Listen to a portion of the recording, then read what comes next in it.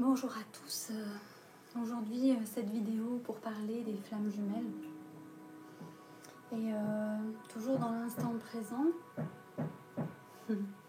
avec l'environnement, avec les bruits qui nous entourent, la musique que j'ai choisi de mettre voilà, pour m'offrir ce moment de gratitude déjà envers moi-même, de gratitude envers tout ce que je vis en ce moment. Des moments que j'appelle nuit noire de l'âme et des moments de lumière, parce que en fait tout est un mouvement et rien ne se perd, rien ne se crée, tout se transforme, et que tout ça se passe à l'intérieur de nous dans une danse alchimique des éléments, mais aussi donc du jour et de la nuit. Et pour célébrer en fait ce moment que je vis intérieurement, voilà, j'ai choisi de m'habiller en blanc. Je n'ai pas pour habitude en fait de répondre à des critères le blanc, le noir, comment dire. Je n'adhère pas à un groupe ou à quelque chose de particulier. En fait, c'est que dans l'instant présent, je me laisse traverser, inspirer par ce qui me permet de me sentir à l'intérieur en accord, en harmonie avec moi-même, avec ce que je vis. Et je vais vers ce qui m'apporte de la joie et de la créativité. Voilà. Et ce moment-là, j'avais envie de le créer dans cet espace. D'être entourée par cette musique que peut-être vous entendez ou pas, je ne sais pas.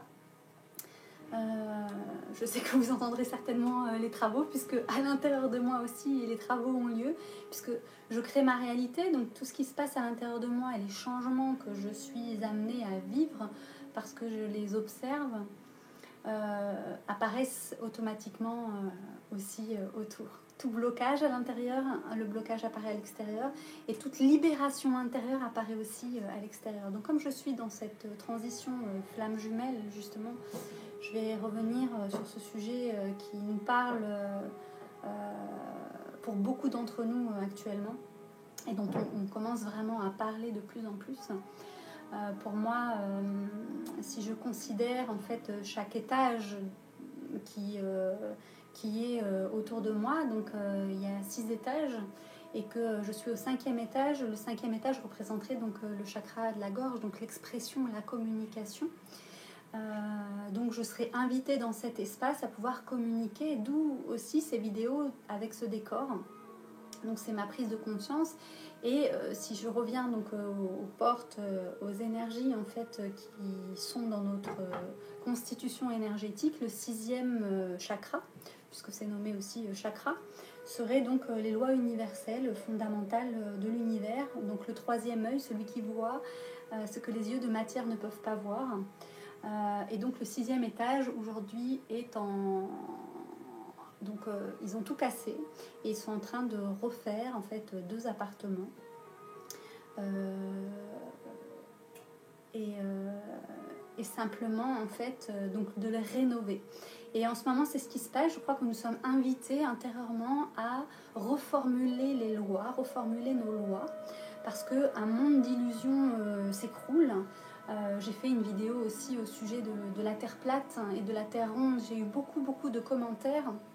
Et je me suis rendu compte que les gens en fait s'attachaient vraiment aux formes, parce que dans mon discours c'était plutôt une remise en question d'une théorie par rapport à une autre, c'est-à-dire confronter la théorie de la Terre plate et la théorie de la Terre ronde, parce que aucun des 2 parties en fait ne sait réellement la forme qu'a la Terre, puisque toutes les vidéos qui nous sont montrées, toutes les images sur internet en fait sont un mensonge.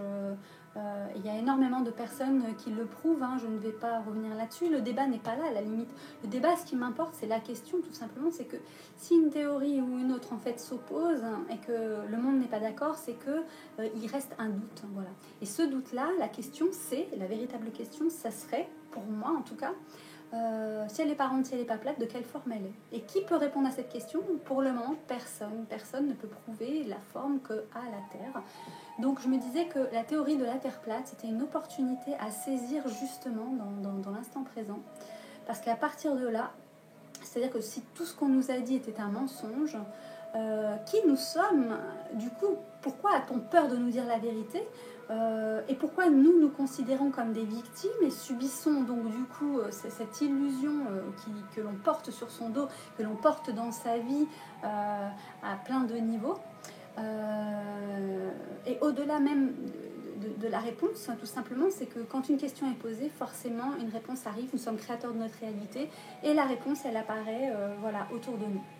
Donc dans cet espace-là, c'était ma méditation du jour avec toi, avec vous, avec chacun, parce que nous sommes tous reliés les uns aux autres. Il y a des jours où j'ai un visage, voilà, où j'ai pris 10 ans dans la tête parce que je suis reliée au collectif et que tout ce que je traverse moi, en fait le collectif aussi est en train de le traverser en même temps que moi. En fait, c'est cette vague qui m'envahit. Je ne sais d'où elle vient, je ne peux que l'accueillir et en la regardant tout simplement, en fait, je fais la paix avec tous ces aspects en fait de moi qui sont terribles, qui apparaissent à l'extérieur sous la forme de communication avec des personnes qui m'agressent ou qui essayent de communiquer avec les émotions dont ils sont faits et qu'on leur a inculquées. Il y en a qui ont besoin de communiquer avec la colère, avec la violence, mais ils communiquent, c'est une manière. Donc de ma part, sans jugement et sans condamnation, c'est simplement accueillir cette information. Et dans cette information, en fait, ce que j'ai remarqué, c'est que je n'ai été agressée que principalement par le masculin, en fait. Et par rapport à la flamme jumelle dont